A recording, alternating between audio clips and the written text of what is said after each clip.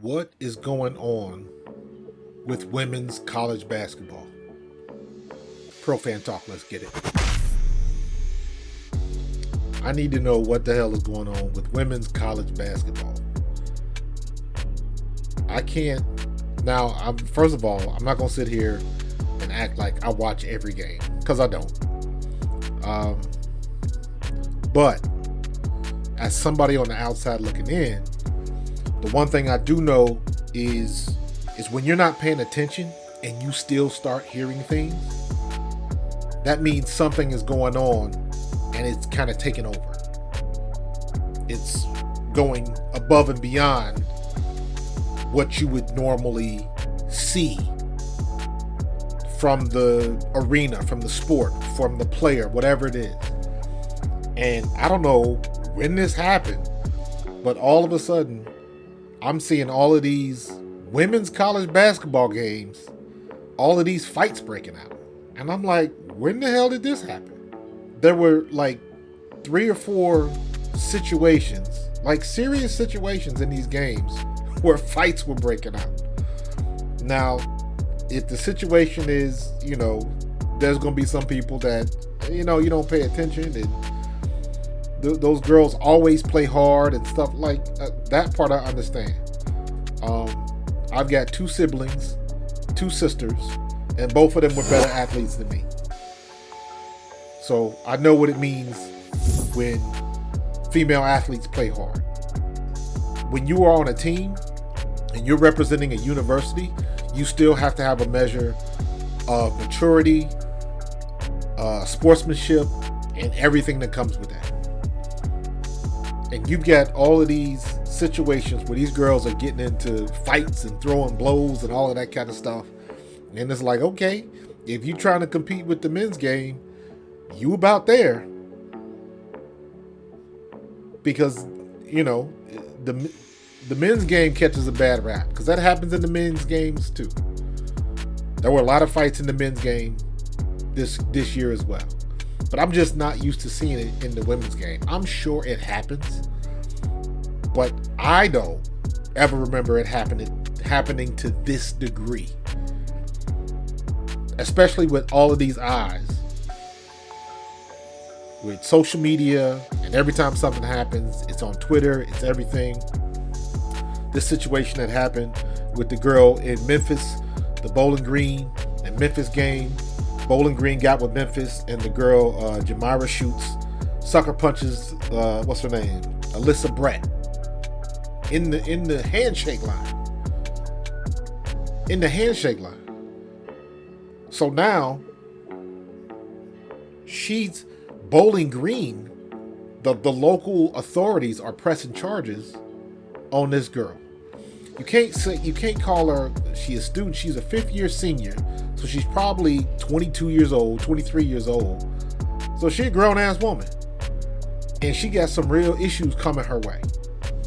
Now, you're talking about a whole nother argument if you want to get into every time somebody has a fight, can the local authorities press charges? That's a slippery slope. Because it happened on the court. Yes, the game was over, but it happened on the court. And it's not the first time something like that happened in the line afterwards, or somebody gets the jaw jacking after a game is done. It's stuff like that. And my question is, has that ever happened in the men's game? If we gonna keep everything fair and equal, or are you gonna look at the racial aspect of it? Did it happen because it's in Bowling Green? So now they're gonna drag this girl through the mud. She done closed her Twitter account and all of that kind of stuff. Black Lives Matter, activists and all of that. So now everything's getting thrown in the pot. Everything's getting thrown in the pot. There's already all of these political comments and stuff on Twitter and Facebook and stuff like that. So you already know where it's going. And again, she ain't no teenager. She a grown ass woman. So she got some issues coming her way. What are they going to do with her now? She's a 5th year senior. Played in probably well, no, not probably, played in her last collegiate basketball game, and she's going to be arrested. So whatever ideas she may have had playing in the WNBA or whatever, who knows what's going to happen. Even if she was a prospect in the WNBA, who knows what's going to happen. Again, if they're going to follow the men's game, well, the NBA is good for overlooking troubled past and stuff like that. So who knows what's going to happen. I feel bad for the girl because she's in this situation, but she's in the situation. She got into it herself. And even at that level, you still have to have a measure of control. That's one of these things I don't think people talk about enough when it comes to athletes. There are some athletes, and this goes a lot into your personality, who you are, what your makeup is, what your history is, how you deal with things.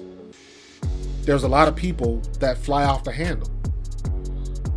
Look at Ron Artest. The moniker that he got, the reputation that he got in the league. Dennis Rodman, the reputation that he got in the league. You look at Antonio Brown. You look at Ndamukong Suh early in his career.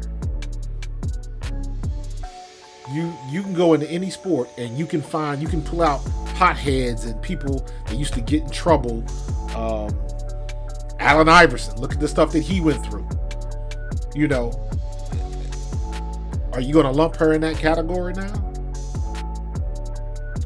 Whether you should or shouldn't, the point is that everybody's going to look at how you deal with situations. You don't deal with people, you deal with personalities. And there was no reason for that girl to sucker punch that girl in the line to shake hands. The game was over. Ain't nothing you can do now. And you can see it on the tape. She probably said something slick to the girl, and the girl didn't back down and probably said something slick back. And then you gonna sucker punch her? So any type of sympathy in that situation is gone. Absolutely gone. But you had that situation. You had Kentucky and Florida. What's her name? Tatiana Weish goes after, I think her name is Ajay Petty, girl from Kentucky. And they were coming down with the rebound. The girl Petty gets, Florida scored. The girl gets, the ball bounces and the girl catches the. So I understand why the girl Weish from Florida, I understand why she got mad. Because she mugged her with the ball. So I understand. So the girl, Weiss, turns around and just tries to haul off and throw the ball and hit her in the back of the head. She totally misses, but then she runs after the girl. You have to have some measure of control. You got it. That goes into whenever you hear Coach Prime and all of these big time coaches, the one word they always use is discipline. You got to have discipline at every level. You got to have discipline, period. So this girl gets so mad that she throws the ball at her.